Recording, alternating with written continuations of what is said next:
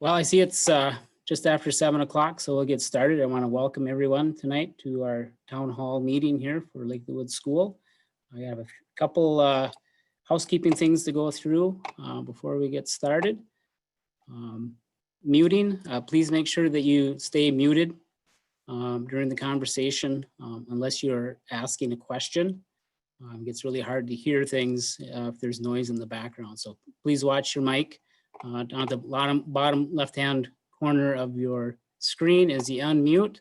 You can also shut your video off, but I encourage everyone to click their video on so we can see your smiling face. Rename, it's helpful if you rename yourself, so please consider that as a participant. Put your first and last name on there. To do this, go to participants, find yourself. Right click and select rename, and then you can type in your name. Questions, you can add your questions in the chat box or raise your hand, and the chat box on the bottom of your screen is the chat symbol, and then the raise a hand is on the participants page on the bottom left-hand side there, the blue there. If you have questions, you can chat them in, or you can call 634-2510 extension 1420 if you have a question to ask. If we're all done and you come up with questions down the road, you can always email me directly with any further questions. So as you all know, end of July, the governor announced the Safe Learning Plan for Minnesota. And I'm sure there's lots of questions. I'm hoping that we can go through this slideshow and answer most of those questions, but I'm sure there'll be even more questions. So once we get through the slide, we'll open it up for your input and your questions, and we'll work through this together. So there's been lots of questions, I'm sure, about the learning models. So what are the learning models? In-person learning, students are offered the opportunity to attend the school in person. Distance learning, all students are provided instruction remotely through distance learning. And hybrid learning is a combination of both in-person and distance learning. How do schools determine their safe learning model?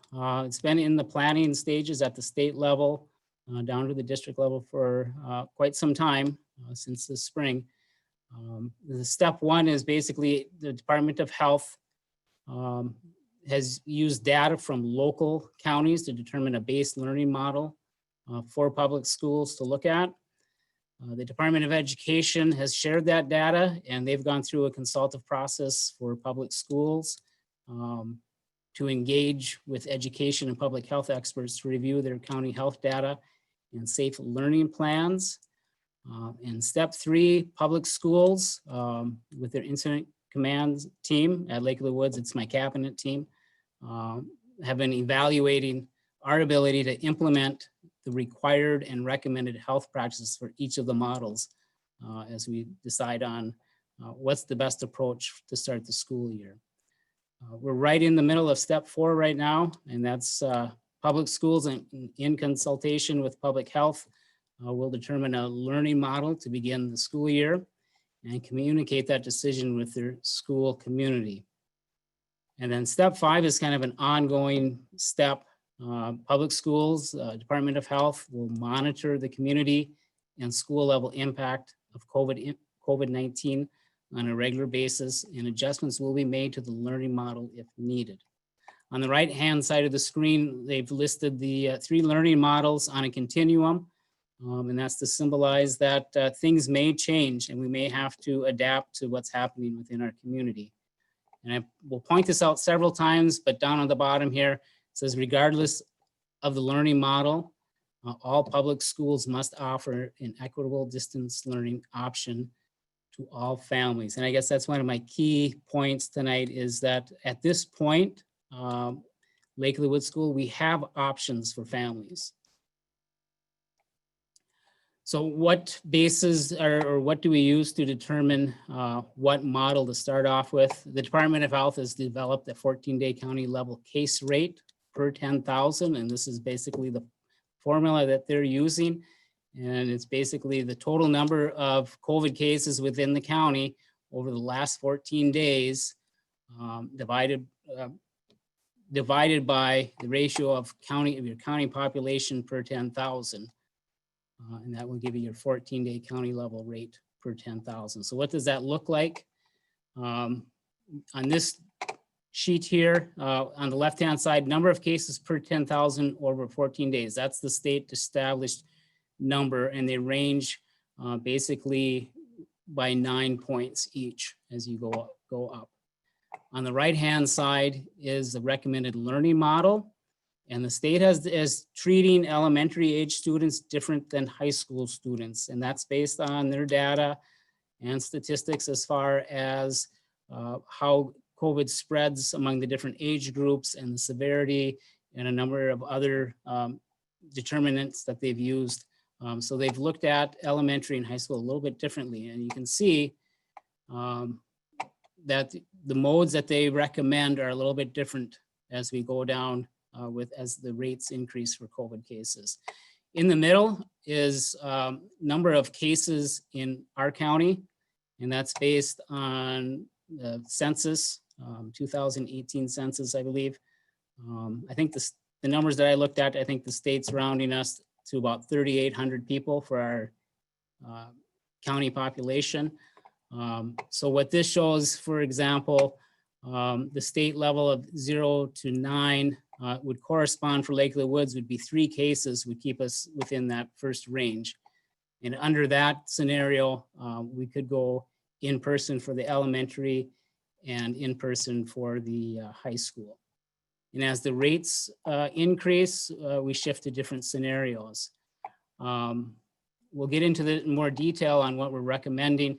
But as we've been planning over the last few weeks and probably months, looking at this model, we've tried to do our best to select the beginning model or recommend the beginning model that is the most conservative as far as safety.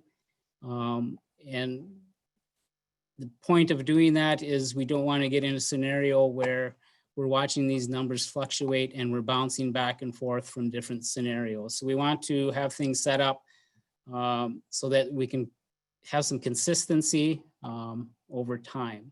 And hopefully that'll make more sense as we get through the slides.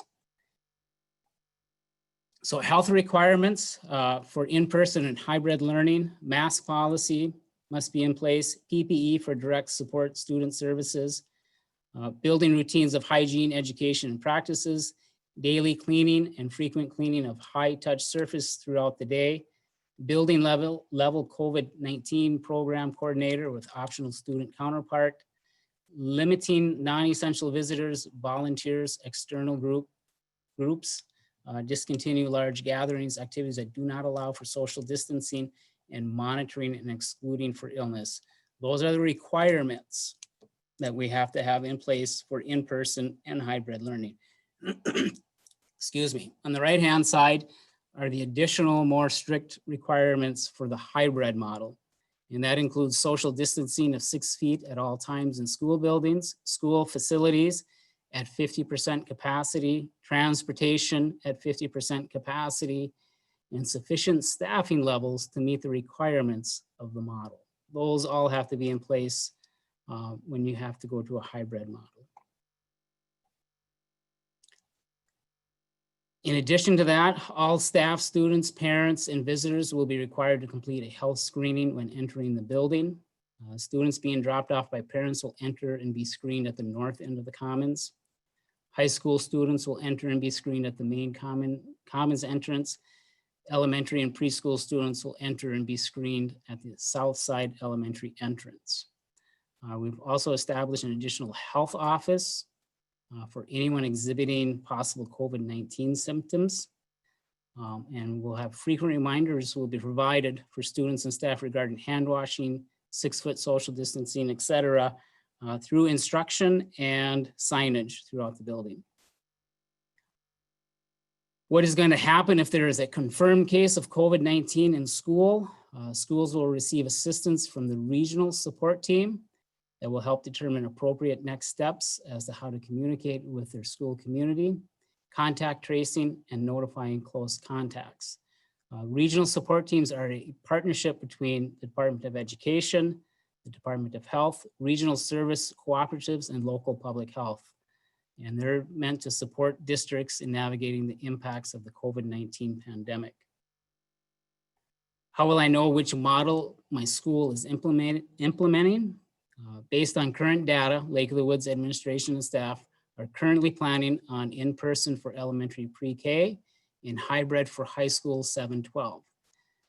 The school board will formally adopt the base model for the starting out of the school year at a special board meeting on Thursday, August 20th. Regardless of which model the board adopts, families will have the option of distance learning. Please keep in mind that this will continue to be a fluid situation that may result in the elementary and high school moving to a different model as changes in local COVID-19 cases dictate. What if I do not feel comfortable sending my child to school for in-person learning? Again, regardless of which learning model is being implemented at the school, Lake of the Woods will offer the distance learning model to all families who choose not to attend in person due to medical risk or other safety concerns. How should I communicate with the school? A phone survey will be used to gather information from families. Staff will start making phone calls next Tuesday, August 18th. Survey questions will include questions such as, will you be sending your child to school for in-person learning? Or are you opting to do distance learning? Will you need busing? Or are you able to drop off and pick up your child each day? If using busing, what is the location of your child's primary pickup drop-off site? Will you be able to evaluate your child for symptoms of COVID-19 prior to sending them on the bus? You need meal delivery for your children? What are your technology needs? The survey questions will be posted on the school website and shared via school messenger on Monday. Will students not attending in person still have access to meals? Regardless of the learning model, the school district will continue to provide meals to students during the school day to the extent possible. Unlike last spring, when delivered meals were offered for free, meals will be charged to your student's meal account. So keep that in mind. And I have the rates listed there for you. All families are encouraged to complete the free and reduced meal application. Applications will be sent out the week of August 17th. Free and reduced applications are also available on the school website. And families have the option to complete the application online. The school goes to distance learning. Will the school provide school-aged care?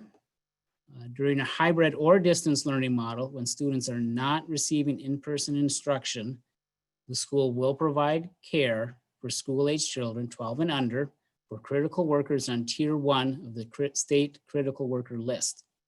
This would include healthcare workers, public safety, school staff, etc. A complete list of essential workers will be listed on the school website. This care is provided during regular school hours at no cost. Lake of the Woods School is also looking for options to provide before and after school care for critical workers and for parents who have committed to transporting their students to school during in-person or hybrid learning. What if I don't want my students to wear a mask while they are in school?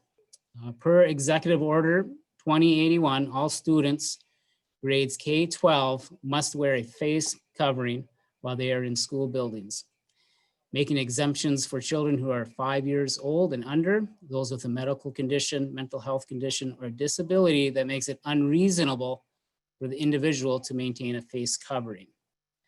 The state of Minnesota will provide the following supplies to schools. Students will get one cloth covering. Staff will get one cloth covering. Every school will get 3 disposable face masks per student, and every school will receive face shields for licensed staff and 50% of non-licensed staff. And Lake of the Woods School is also making arrangements to provide cloth and disposable face masks, as well as face shields for students if needed. What if I don't want my child to wear a mask? Continued. Administration will work with families to provide appropriate accommodations to help students with a medical condition, mental health condition, or disability that limits their ability to wear a face covering. Students will not be punished for refusing to wear a face covering. Staff and administration will respond with grace, patience, and compassion in helping students meet the face covering requirement. Distance learning is an appropriate accommodation for students who are unable to follow the requirement or for families who do not want their student to wear a mask while at school. What will in-person look like in the elementary? The elementary in-person plan will include the additional requirements that are required under the hybrid model. Classroom occupancy will be 50% or less with 6-foot social distancing maintained in the classroom. Additional teaching staff and changes in room assignments will be made to meet the more stringent requirements. Students will stay within their class pod throughout the day as much as possible. Pods will be maintained during lunch, recess, and specials. Classroom teachers will work together to coordinate hallway passing times and limit the number of classes passing in the hallway at one time. Sharing of learning materials and technology devices will be limited as much as possible. Regular cleaning will be completed as appropriate throughout the day. Students will be given a water bottle to use throughout the day. Bottle fill stations will be available, but we're trying to limit the use of the water fountains. Whole class instruction will start at 8:30 a.m. and end at 2:30 p.m. to allow for staggered arrival and leave times for buses. What will the hybrid model look like for high school? And I'm going to turn it over. I was going to start this whole thing by introducing our high school principal, Mary Merchant, and I totally blipped on that. So we'll welcome her and put her on the hot seat right at the same time here. Sounds great. Thank you, Mr. Nelson. My name is Mary Merchant, high school principal. It's wonderful to be here. I'm going to share information on high school and then transportation and a few other things that are going to apply to some differences in school this year. So looking at starting our year with the high school being in the hybrid mode, we can have 50% occupancy of the high school students in the building. So we are going to begin with a group A and a group B, and that will be our groups for the year as long as we are in a hybrid mode. And students are going to be placed in groups alphabetically and by households. So if students in the same household have last names that begin with a different letter, they will be attending school on the same day, so that in your families, your students will be in the building at the same time. Group A will attend on Monday and Wednesday. Group B will attend on Tuesday and Thursday. And then Friday is going to be a day for teachers to work with students, whether they're in small groups, Google Meet, or Zoom meetings. So for example, if students are going to be in small groups, let's say your student has missed school or needs some help with some in-class assignments or some of their classes that are more hands-on learning, the families can arrange that with the teacher on Fridays and schedule a time, and they will be allowed to come in the building in those small groups. So we're still following all the protocols and social distancing that we need to. And for all the classes, because high school does move, we aren't going to be able to be as contained as elementary. Students will have assigned seats for all of their classes throughout the day. High school students also in the classrooms will have spray bottles and paper towels, so that where their seats are, we're going to be able to disinfect those areas on a more regular basis than just at night when everything will go through a deep cleaning. The high school schedule will change. Mr. Nelson, can I have you switch screens? Thank you. So looking at the schedule starting at 8:30 and ending at 2:30.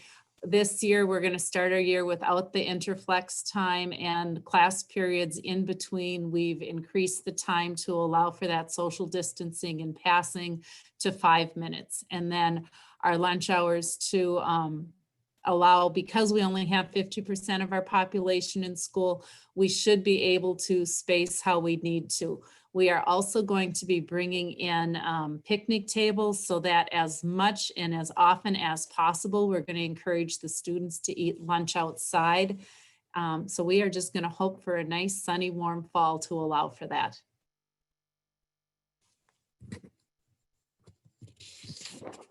So looking with the hybrid scenario for the high school students, we are not going to be using our lockers starting the school year. So we are asking for all students to carry their items in a backpack or in a school bag. And if that is a difficulty for you, please contact me and we will make arrangements so that you will be able to have a backpack or a school bag. So all the outer lockers at this time are not going to be in use. When we get to the need for that extra space because of winter coats, we will address it then. Right now, we're looking at how we can assign lockers so that there's additional spacing for students in between the lockers. If students have their own PCs or families have their own personal computers that students can use, we encourage you to use yours. If not, devices will be provided as requested. And students, as Mr. Nelson said, will each have water bottles and be able to refill them at the touchless water refill station. We are going to encourage eating outside, like I said, and we're also bringing in the portable bleachers and some other seating. So if it is conducive for a teacher to take their class outside for their class period to work on whatever it is, we are also going to be encouraging that this year. Looking at our areas that elementary and secondary would be using. For example, choir for our high school, our junior high and senior high students, they are going to be in the auditorium. That really is going to provide plenty of space for us to distance as we need to, because as we know, choir is one of those areas where it increases the risk. So they will be in the auditorium for their class, most likely. Well, until further notice, I'm just going to say. Elementary, also the reduction is going to help allow for more space, classes being reassigned. Our Phy-Ed classes, because high school now is 50%, that is going to allow for us to be able to use the locker room, so students will be able to change. Activities aren't going to be typical that would take place, though, like it says, it's going to be more individualized activities. And not on team sports, so we do not have contact and passing the same balls around, for example, and catching them. After school activities, we're really going to have to stay in the mode that we are right now to really limit what is happening with the place under the hybrid model, 50% capacity, and to continue maintaining the social distance requirements will remain. So busing, we really are asking parents if it's possible to transport your students. That would just really greatly help out so that we could have the students here to have a common start time. Busing will be at 50% or less occupancy. So routes are going to be organized to keep students together. They'll be in their pods. Families, we're going to need to know what route you're going to utilize if you're going to be using the bus. And then once you choose that route, that needs to remain the same. So if something changes within your family or your routine changes, you're going to need to make your adjustments around the bus route that you chose. We aren't going to have students be switching which bus they're on throughout the year.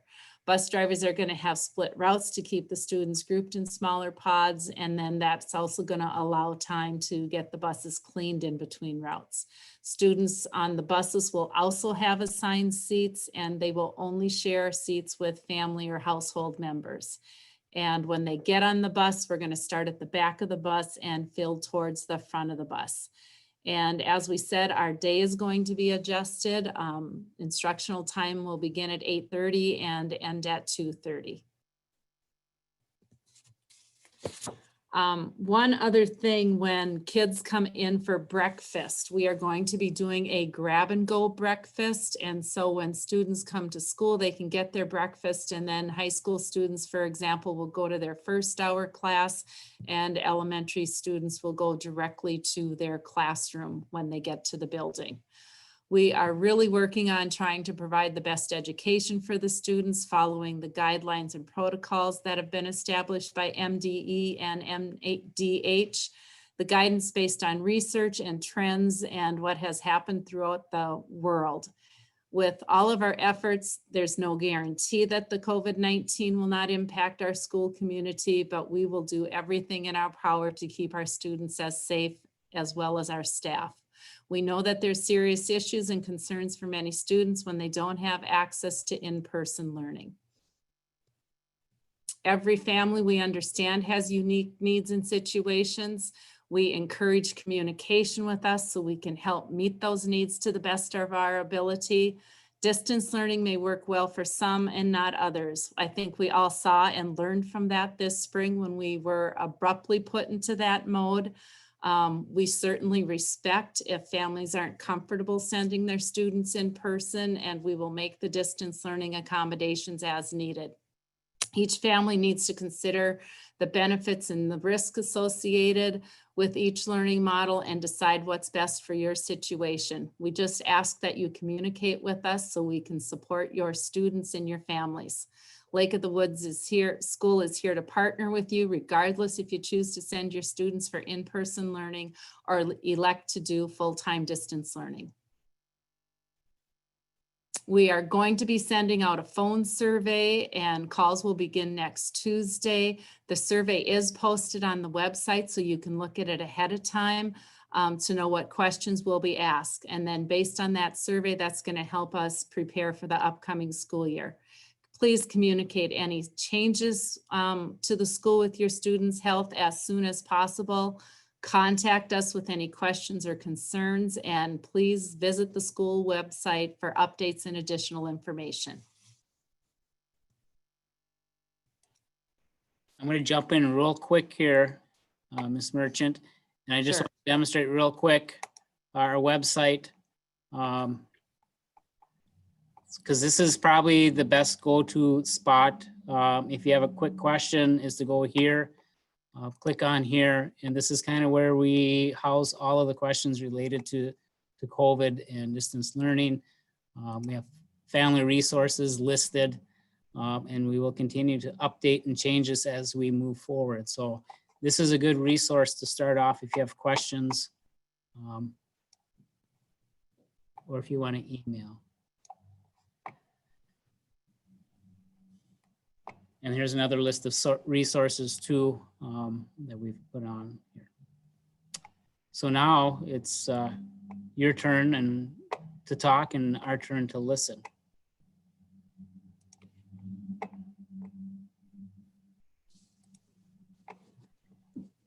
So if you want to raise your hand or put a question in chat or call in, please do so. And I have a couple people kind of monitoring and helping out with this process.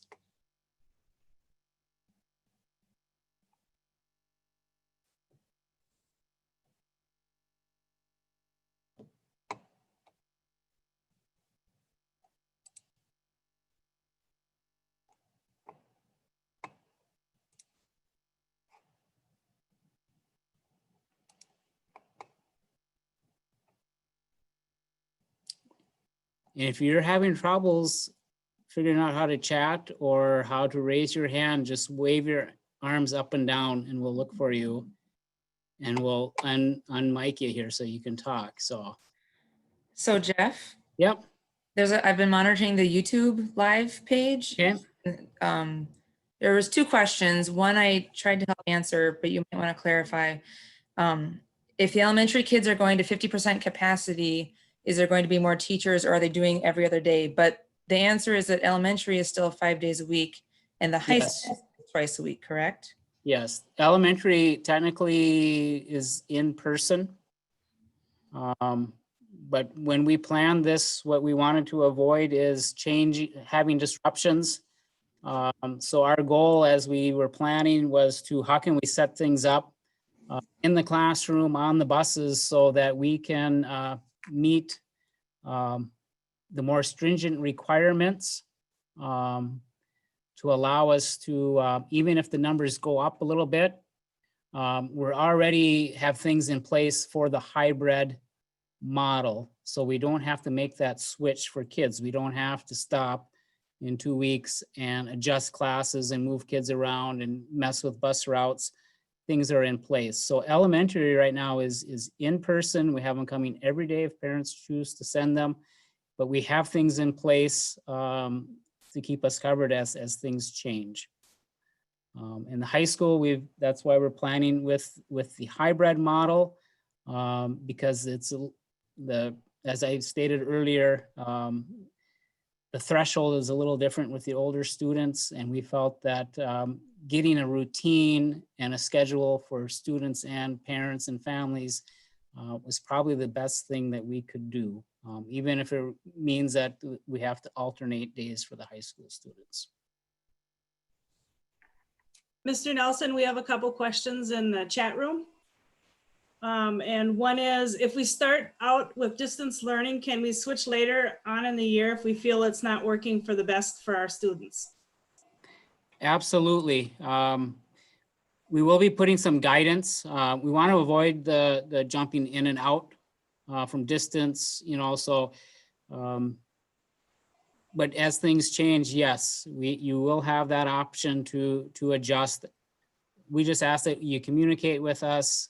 There might have to be a transition time. But yes, we're going to kind of try to keep that option open as long as it doesn't get abused. And I hope you understand what I mean by abused, so, but yes, we're going to try to have that option.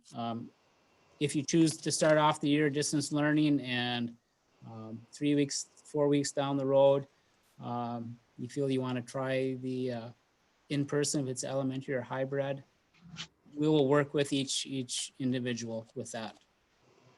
Okay, Mr. Nelson, another question is about lunch. Will lunch be in the lunchroom or in the classrooms? So one I had here too. We're still working on that. We're hoping to make arrangements with tables and chairs so that we can maintain that 6 foot separation and all that.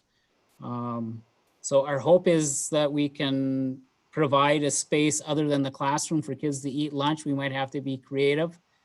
We might have some kids in the commons, some kids in the multi-purpose gym, some kids out on the picnic tables. But our goal is to kind of keep the kids grouped, especially in the elementary. We want classrooms to eat with their classes and not do a lot of intermingling, just for the contact tracing piece of it. So we don't want to hold kids up in one classroom all day long. We know that's not healthy and that's not good. But we just have to be thoughtful when we set them up for lunches and stuff like that. So we'll communicate that once we get determined what the plan is for allowing that. So Mr. Nelson, there's a question regarding distance learning, looking at the same as last fall. So I'll speak to high school the best I can since I wasn't here. I'm not sure exactly how it looked, but what I can speak to is I know last spring, everybody was thrown into it and we did the best we could do regardless of where your school is, throughout the state or even throughout the country. Teachers have already begun to prepare and we are looking at ordering additional webcams and additional technology materials so that we will be able to do a better job of delivering the information to the students, so that we have webcams so they could, even on the off days, so our every other day for the high school model, for example, the group B kids, they will be able to watch class with the group A kids. We want to keep the kids connected as active in the class as we can. So there will definitely be changes and a lot of tweaking. I know the teachers have taken, comments they heard from last spring and are making accommodations accordingly as they plan for this fall in the high school. I guess I would just add that we're trying to streamline the number of different platforms being used by teachers, trying to organize email communications. So we're trying to structure things a little more better than they were last spring, because there's lots of lessons learned last spring. So we're trying to implement improvements for that. Another question about when will you know when your high school kids are attending? We will be getting that out. I'm going to say probably late next week, but if you want a rough idea of what we looked at, the split is A to K and L to Z. But if you want to know specifically, please email me or give me a call. I'd be glad to answer that for you.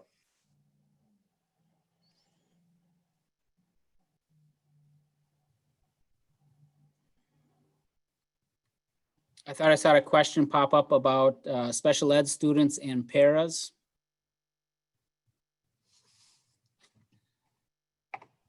Anyone find that one?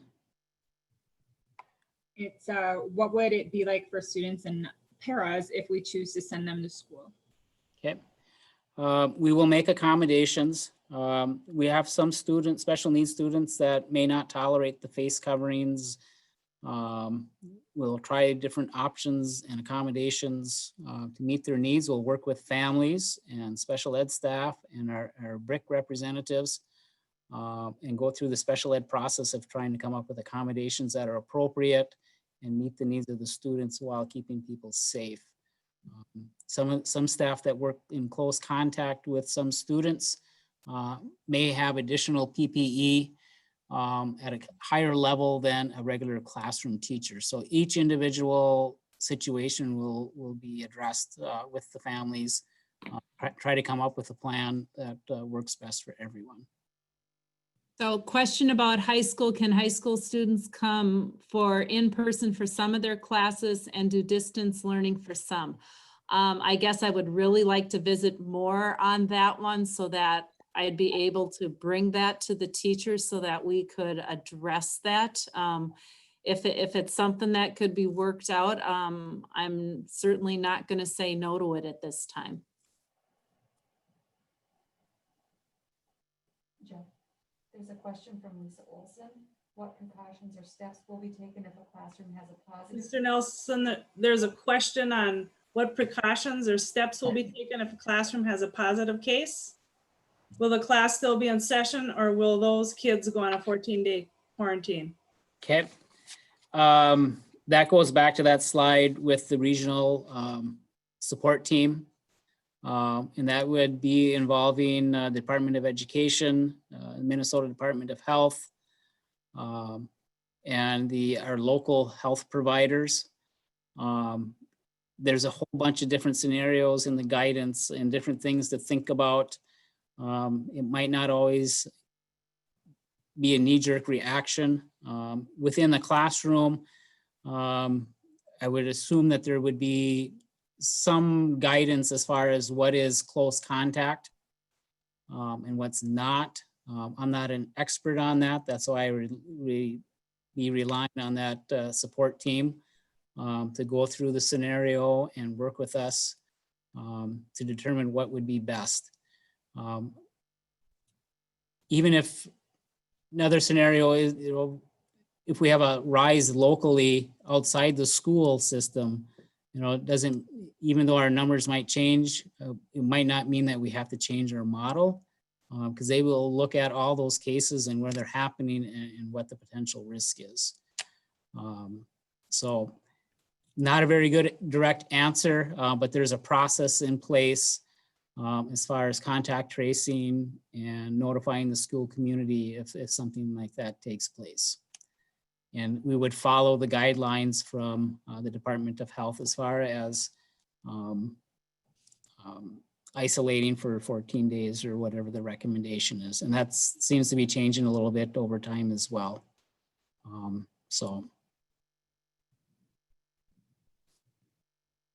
There's a question regarding if distance learning, is there flexibility of time of interaction? For example, parents that work in essential services, can their students complete school in the evening?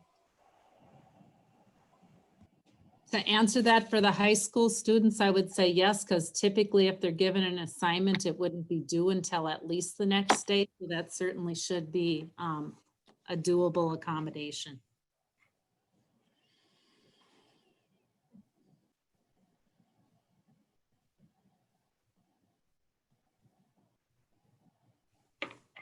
Okay, another question is, will there be outdoor time for the elementary kids and what will that look like? Yes, mirror what Mary said earlier about having nice weather this fall. I'm planning on it. The more we can have the kids outside, the better. As far as like playground and play areas, again, we kind of want to keep those kids not from commingling in large groups.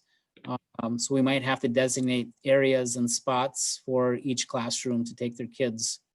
And that's a good opportunity with the face mask. If we can spread out outside, that would be a nice break from the face shields. But processes and expectations would have to be clearly stated so that we don't fall into old habits or normal behavior that would not be social distancing. So, and playground equipment and stuff, we are looking into what the process is, the recommendations as far as disinfecting it.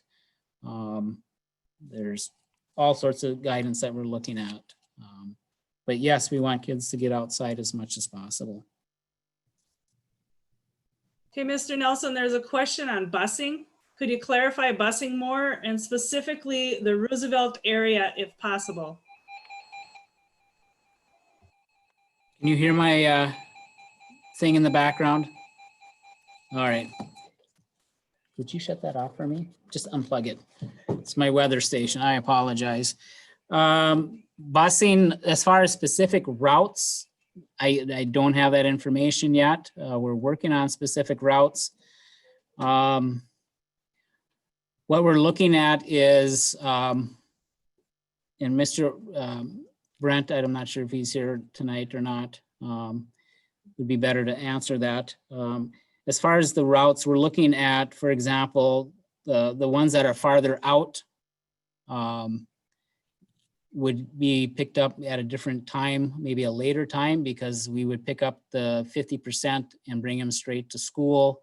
And that driver might then switch and run to town to get another route, just for organizing the time.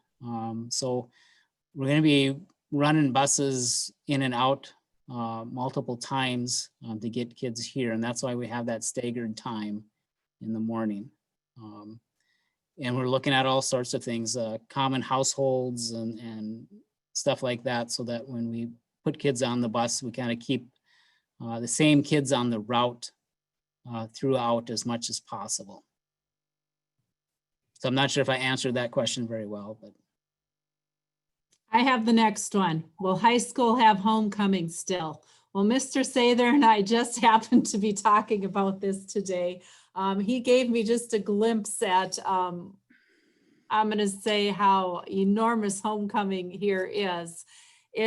We are having homecoming. To answer it quickly, it will definitely have a different look than it has in the past, because we will have to follow, all the protocols. But yes, we will do homecoming. It will just be a different look than it has before. And then the next one is a high school question. Will distance learning students in high school attend class with a webcam or something at the same time the class is happening? That is really the teacher's desire that we would like to make that happen. So on the teacher's end of things, the high school teachers are preparing for that. I know that we cannot demand that students tune in at that time. But ideally, that is what we would like, is for the students to be able to be part of that so they could actively interact with the teacher and their classmates.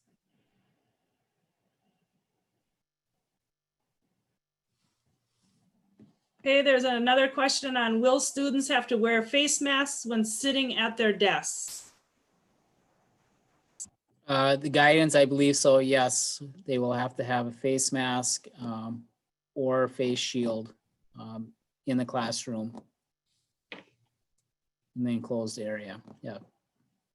And can they use their own face mask? That was another question while we're talking about masks. Yes, as long as it meets the minimum requirements. If it's a cloth one, it has to cover the nose and the mouth.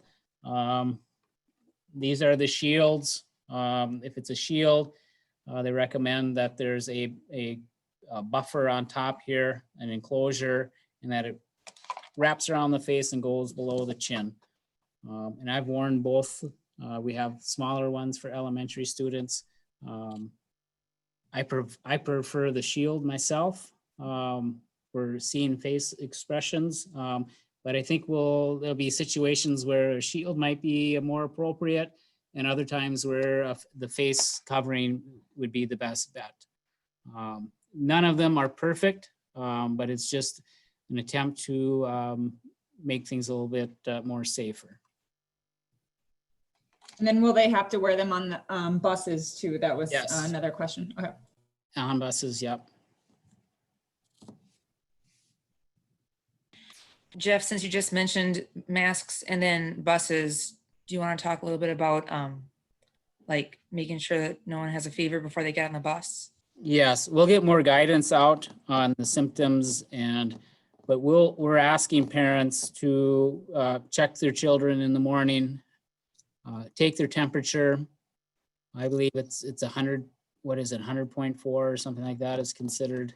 I can't remember what the guidelines are, but we'll get those out. But if they have a fever or any of the symptoms, or probably keep them home with conditions that in normal years, you probably would have just told them to suck it up and go to school. So we'll have kind of a checklist for parents every morning to go through, and we just ask your cooperation to follow those guidelines. And if any of those conditions are there, that you keep them home. They're not going to miss school. They can have their device and log in and still stay caught up in the class. So that's the biggest thing that we need to do, is to follow some of these guidelines to prevent any spike in cases. Because as long as our cases stay where they're at, we have choices. And if we don't follow the guidelines and it gets out of hand, then the choices are taken away from us, and then we're where we were last March. And I don't think that's in the best interest of a lot of our students. So also, when they get off the bus, we will, like I said earlier, we do the screening. And we'll have a waiting room if the school nurse determines that they need to go home or they have symptoms that meet that COVID guideline.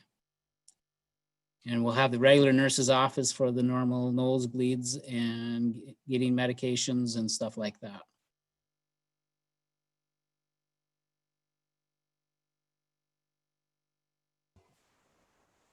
Okay, Mr. Nelson, there's a question here on, it didn't go very well for students on IEPs last year. Is there a different plan in place for those students? Or will that look the same as it if we go distant learning? That's a good question. Hopefully we can make accommodations so that they can be in the building.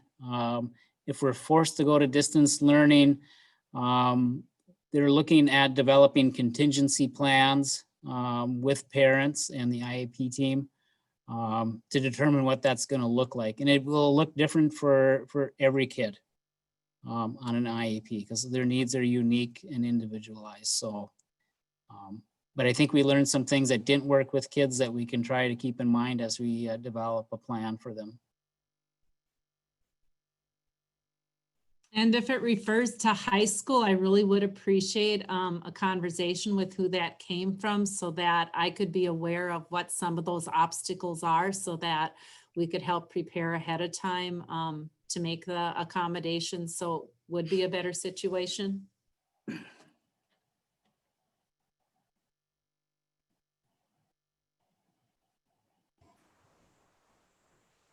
Okay, Mr. Nelson, there's another question here. Is there guidance from the school if there is an exposure to a student or staff member with a person that has been tested positive for COVID-19? Okay, can you read that for me again? Says, is there guidance from the school if there is an exposure to a student or staff member with a person that has been tested positive for COVID? Okay, so is that, so if there is a outside of school exposure for a family member or a student,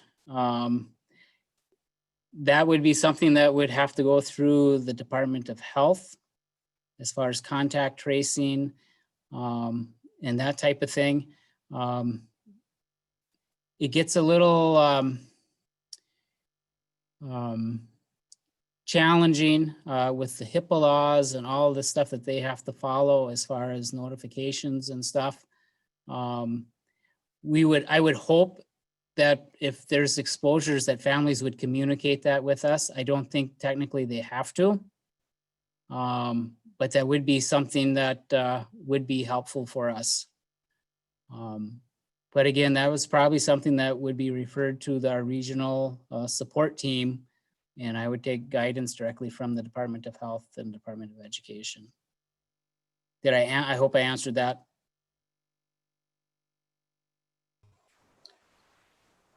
Next question has to do if parents provide transportation, will there be a designated drop-off time to accommodate screening personnel? Yeah, we'll set up, we're gonna have parents that are willing to transport their children, we'll have them go on the north side of the building, away from the bus lanes, and drop them off. There's a door that will be available, and we'll have a screening process as they come in on the north side of the commons. What was the rest of the question?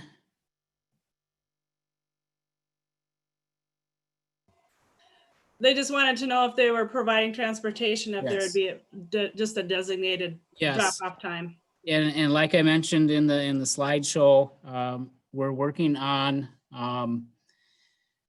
for and after school care. So if you're working at ANI or Marvin's and you have to be to work at 7:45, trying to have some before school care at 7:30. So you can arrange to drop your kid off and get to work on time. So we're working on that, and we'll try to extend the before and after school times for parents that are willing to transport their kids. And we also have to look at ways to find supervision for those as well. Question on students who drive and will they park and enter as normal? I will say yes, with the exception of when they enter the building through the commons area, they will go through the screening process. So everybody who enters the building will go through that process. There was a question a while ago from, and I just lost it, sorry, from Carla. It says, according to the COVID number chart, do those numbers only include cases within the school or a whole county? If we got the 18 or more cases and go full distance, when would in-person be considered again, if at all? Okay. Those numbers are based on Lake of the Woods County, the whole county. And it's just a guideline. It's not a hard rule. That is something that we consult with the regional support team and local health providers to get a better picture. We have to keep in mind our neighbors.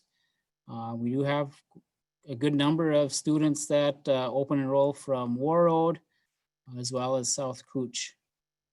So we kind of take a look at lots of things, where those cases, are they isolated outside the school? Is it in one business? Is it localized? So there's a whole bunch of factors that are determined, and it's not something that I make on my own. We have a team that looks at all the variables. So I hope that answers that part of the question. As far as shifting gears, the numbers will kind of be a rolling number, because as cases get old, they drop off and new ones come on. It's more of a step process. I don't think you would go directly from a distance learning to in-person. I think you would follow that guideline, and it would just kind of be a variable where you would slowly, I think the governor likes to talk about turning the dial one way or another as the data comes in. So there is a process for reviewing it, and it goes both ways. Whether if the cases are going down, you open things up a little bit, and as they get worse, you make things more restrictive.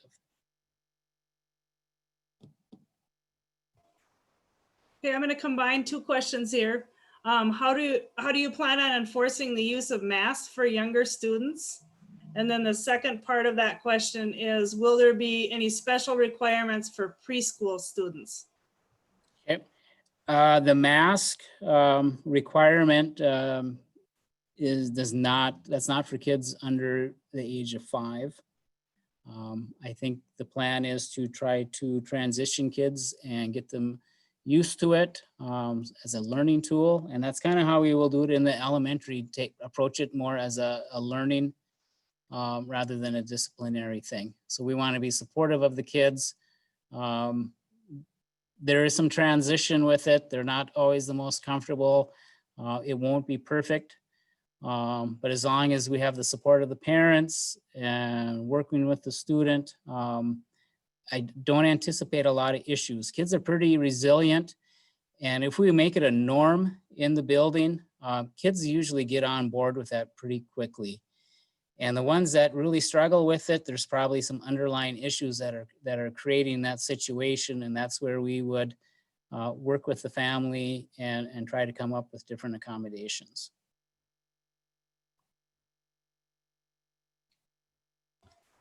Okay, the next question has to do with, will the school test the staff for the virus and antibody tests before school starts to develop a baseline? I don't know. I know the state is providing the saliva test is the plan for all school staff. But there hasn't been much guidance. There's some thought out there that just doing a random test like that is not very effective. So that is something I'm not sure what the answer is, and that's hopefully something that will get guidance from the Department of Health. Okay, there's a question here on if the school's going to be providing masks. Yes, the state is providing a number of them, and the school also is providing masks. And then how will this, sorry, Kids can bring their own mask. If there's shields, as long as it meets the minimum requirement. If they want to get the Superman face mask or a Wonder Woman shield, we can make that work. okay, there's a question here on, will this, how will you enforce the staff on wearing masks? We're getting more guidance on that. There's certain procedures that we will follow and steps that we will be taking. We'll work with them as best we can. But it is a requirement. So there's certain things that we will protocol that we will follow with staff. Okay, the next question is, if there's a kid that is sick, the parents are automatically notified for their children, question mark, correct? Read that again, please. Okay, the question is if a kid is sick, are the parents going to be automatically notified for their children? So I'm going to assume that if a child if they have a child and someone in their class is sick, they will be notified. Does that sound appropriate? I'll go with that one. I would say, I don't know, quite honestly, what the guidance will be on that. If they're sick, if it's not COVID related, we probably wouldn't be notifying every parent in that classroom. I don't know what the procedures are specifically on the timeline on that. That's something we'll get more guidance on. If there's a confirmed COVID case, I think that would be something that would be communicated appropriately to the school community. But we'll have to look into more of the day in, day out with that. So I don't have a clear answer for that, but we'll get that out to everyone. Okay, there was a question on bus routes, when they would be available, and Brent responded with, bus drivers will be calling all parents and notifying them of pickup times and bus stop locations. And probably that'll happen the week before school.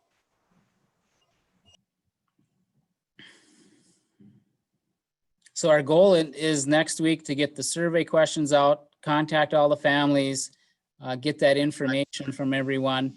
And that will help a lot with developing our bus routes and planning like that. So.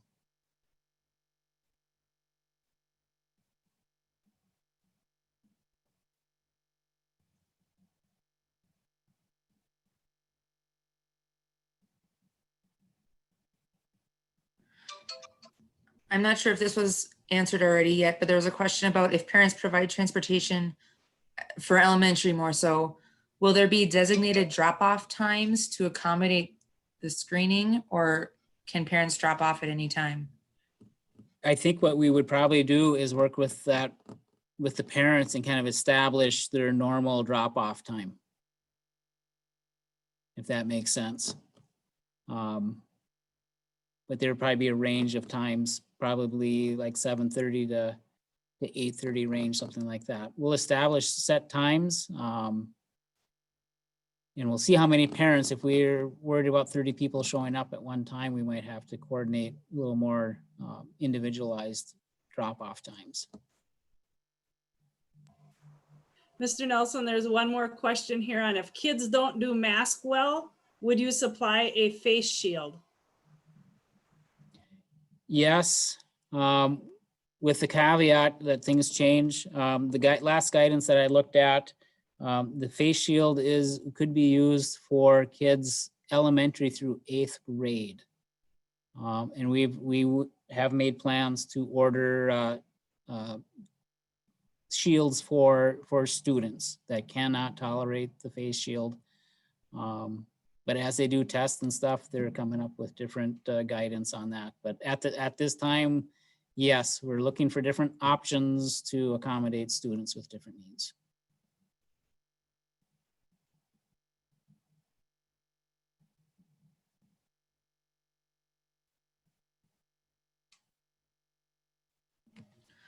There's a question about, will the school be providing masks? Do you want to maybe specify how many and what kind of masks students will be getting?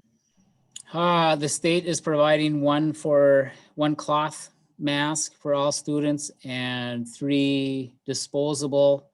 I can't remember how many we ordered disposable as backup for students. I think we're planning on 2 additional cloth masks for sure for students and staff.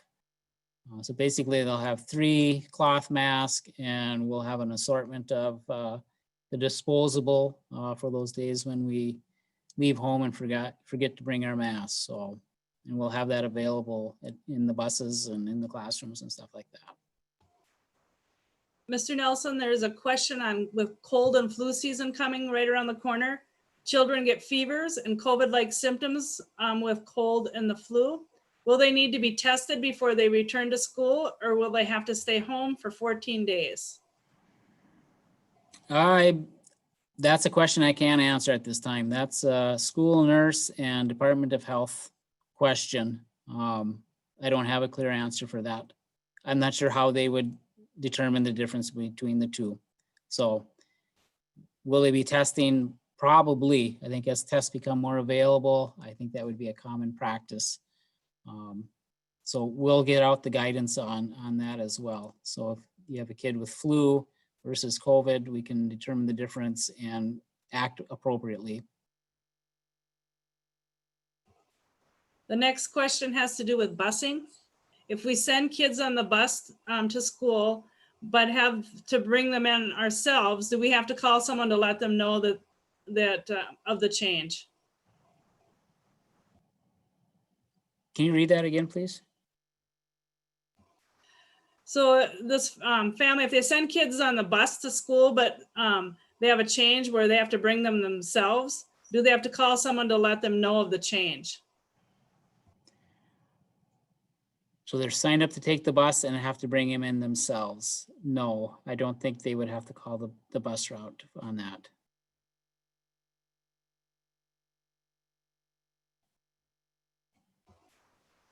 The next question has to do with flexibility of schedule for elementary students if distance learning.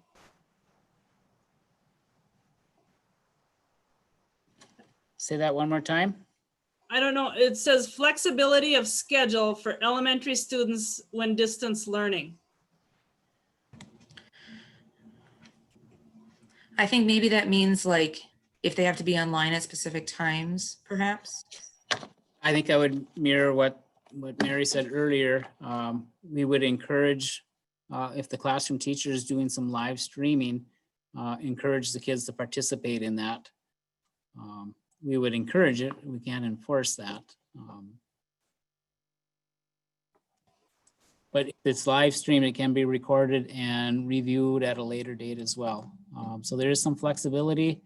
But we learned last year that if kids don't make it a routine to log on and be actively engaged with their teacher, they tend to struggle more academically. So we really would encourage them to follow their schedule, get that routine, and if they're home to log in and participate with their class. That would be in their best interest. The next question is what does the screening entail? Screening is a temperature check, and then there's a list of questions. I don't have them memorized, but basically it asks if you've been exposed to anyone identified with COVID, if you have any sore throat, that type of thing. So it's a temperature check, and then a list of yes and no questions that we go through. And it's mostly that list that parents will have at home to self-check at home with their students. The next question is asking to clarify start and dismissal times. Will all kids go from 8:30 to 2:30 on their days? Will they have designated drop-off times and dismissal times? And if they have an 8 a.m. drop-off, for example, do they hang out until the 8:30 starts? Where will that be? Okay. So the times will be staggered. We might have kids coming, the first wave of kids might start showing up at 7:40. And they will most likely go directly to grab their breakfast go bag and go to their home classroom. And we'll either have teaching staff or support staff there to monitor them. If they're on the early group, we might look at if they get Title I services or meet with different people. We might try to schedule some of those things during that time as we wait for the kids coming on the later wave to show up. So our goal is to have all the kids in the building at 8:30. So in the classroom, the teacher can start the more structured instructional time. Did I answer that sufficiently? The next question is on just clarification. So my 6-year-old can wear a face shield when seated at his desk versus wearing a mask all day. At this time, I'm going to say yes, based on current guidance.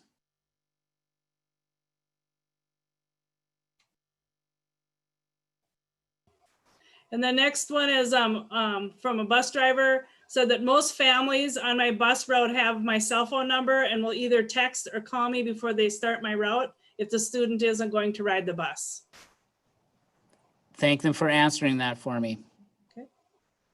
The next one is, would it be possible for elementary teachers to let parents know what their plan for distance learning would entail? Example, live stream versus just homework packages. Okay, I think we can accommodate that. Might take some time to get that developed, but yeah.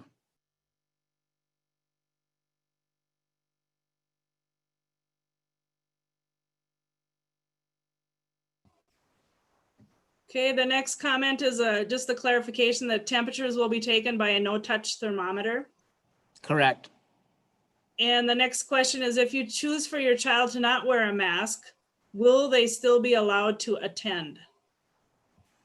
Okay, we'll go through the process as far as determining the reason why they can't wear it.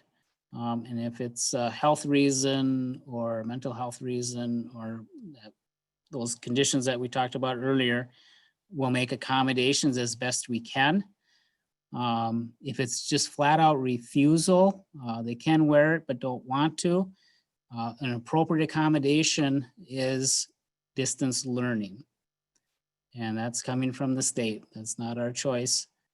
So it's something that we have to enforce. We may have some students that we have to put special accommodations because they can't tolerate it. And that's where it's important that we work with families and students in making that determination.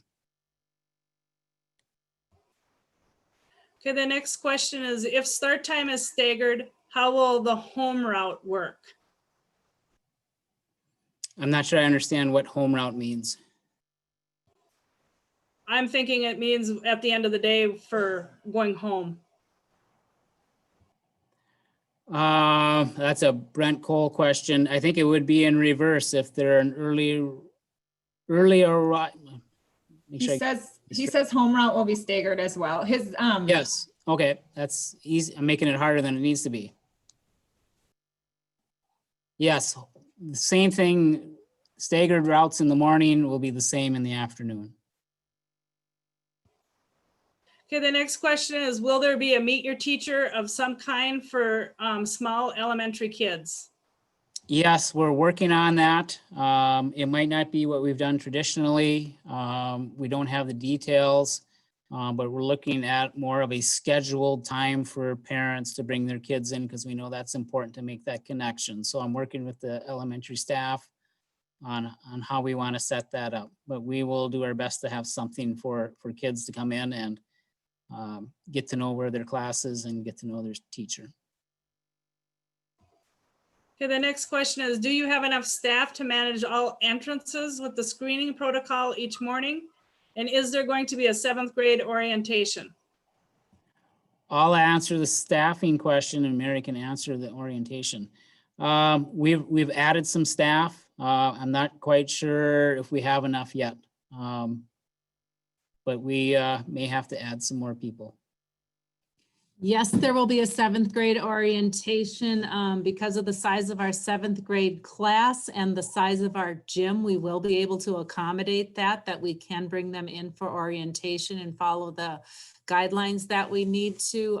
So a letter will be going out to our 7th graders and parents to give you more details.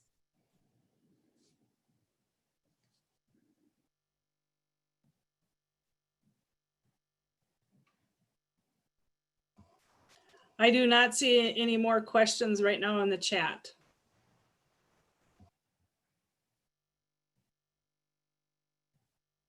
if there's further questions, where should questions be pointed to? Email them to my email, jeff_n@lakelywoodschool.org. Could you put that slide up maybe one more time? I will try.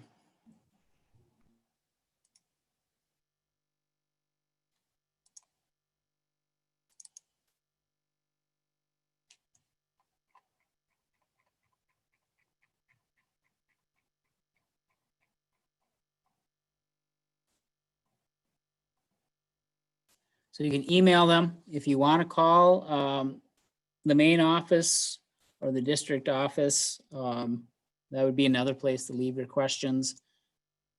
You can call me. My extension is 1506.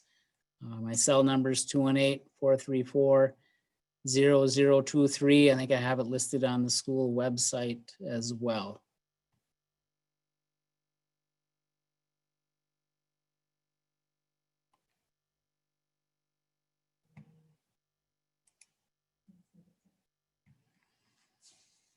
Well, I appreciate everyone's time and joining us. And like I said, communication is really important. So don't hesitate to contact us if you have any questions or concerns. Certainly don't have all the answers, but what we don't know, we can learn. And we'll work with you to make this work this school year.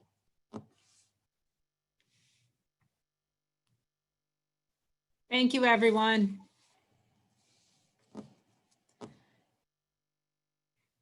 Take care, stay safe.